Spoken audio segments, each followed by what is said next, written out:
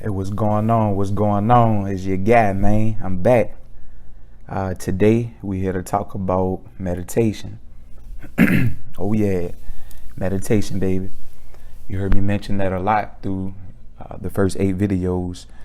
And today, we're here to expand on that. Because meditation, that was one of my biggest keys, man. That's one of the biggest keys that helped me turn that corner. Because it helped me to understand myself better, understand my mind, get better control of my mind. And, once you get control over your mind, you can start to change a lot of things. And your mind is always going to get in the way.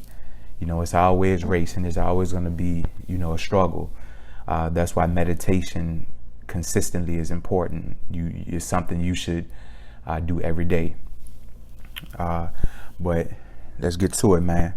So basically, man, meditation is like prayer. It's different ways to pray. You don't tell someone how to pray. Someone prays how they will. So it's just like prayer. You can meditate in many different ways. There's many different forms. It's standing meditation. I practice that like if I'm outside, if I'm in nature with it, if I'm at a park or, something like that. Standing meditation is awesome. It's running meditation. You have silent meditation. You have guided meditation. And see, with guided meditation, that tells you, how to meditate as you're going on. And so that should dispel a rumor right there, because you hear a lot of people say, it has to be dead quiet and, you have to have complete silence and stuff like that. And yeah, you don't want to have a bunch of things going around in your immediate environment during your meditation. But you don't have to have it dead quiet because, some people meditate to music. Some people meditate to one's voice. So again, is no one way to do it. Just like with dieting, y'all, is no one way to diet. Is no one size fits all for a diet. You know how I feel about diets. I don't even, really get into diets. So, we ain't gonna go there, but, you can't tell a person what to do. A person should search themselves and figure out what's best for them. And that's what I did. And that's what meditation, it can help you on that. The mind is self-repairing. But it needs time and it needs peace. And that's what meditation offers. It offers time to focus, to quiet your thoughts, and it offers peace. Whether you realize it or not, throughout the day, we see a lot of traumatic things. We see things that we sometimes don't even want to see. And you can't unsee what you've already seen. But there are certain things that we see, certain things that we hear that we could just be like, man, I wish I didn't hear that. Or man, I wish I didn't see that. Technically that is considered a traumatic experience to the mind. If it forces you to think a certain way, or it gets you off of your initial belief system, that can become traumatic to a person. And the only way to fix that is, through time and peace. And again, meditation offers that. The book definition of meditation is mental exercise. That's really the definition. Literally, the definition of meditate is to engage in mental exercise. So meditation is simply mental exercise. You exercise your brain. You focus on whatever you desire. You concentrate on something. And you just keep that focus there through the duration of your meditation, whether it's 5 minutes, whether it's an hour. You try to keep your complete focus on that specific area. So you focus on your desire. You can concentrate on your breathing, or you can repeat a mantra or an affirmation. You can do whatever you want to do. I talked about affirmations in one of my videos.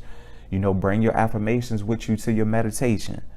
Say your affirmations over and over and over and over.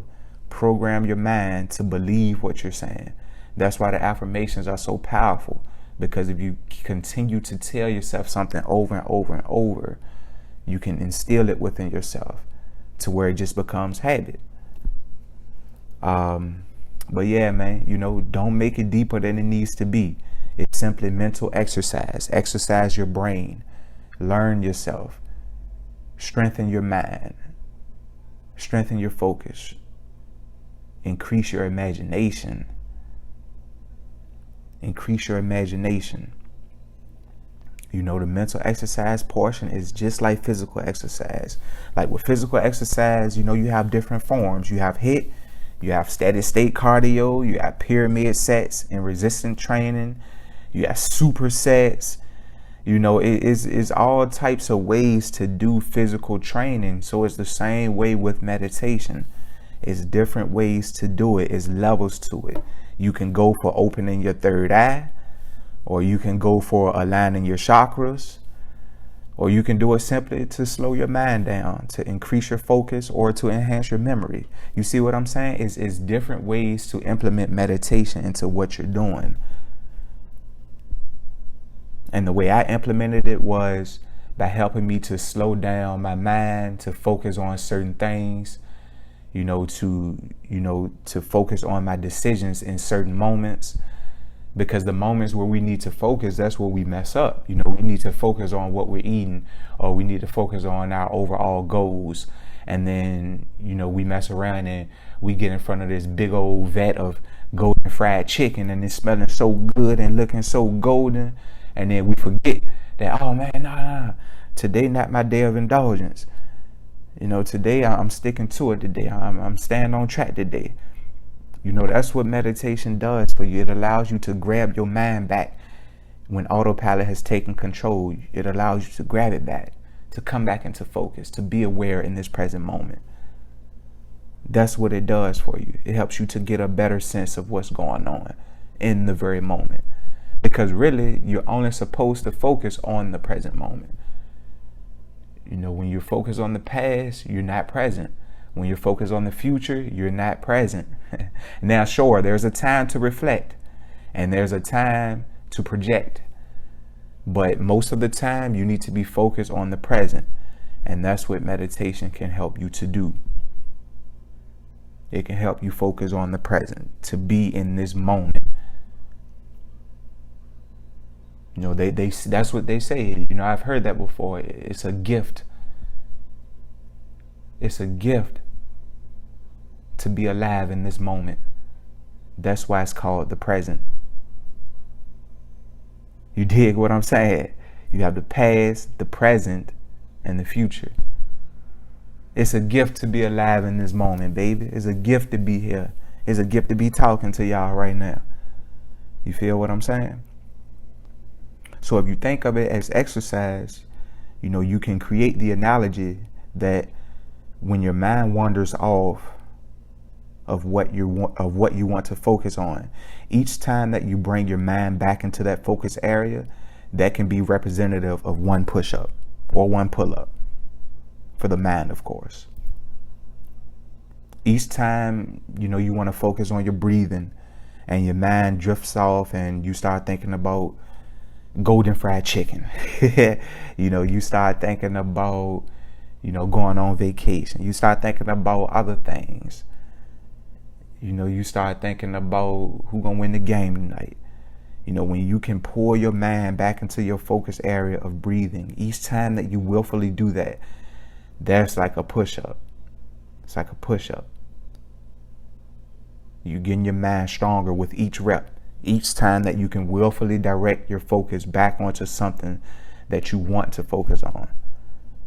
Each time that you can willfully do that, you get stronger with each rep.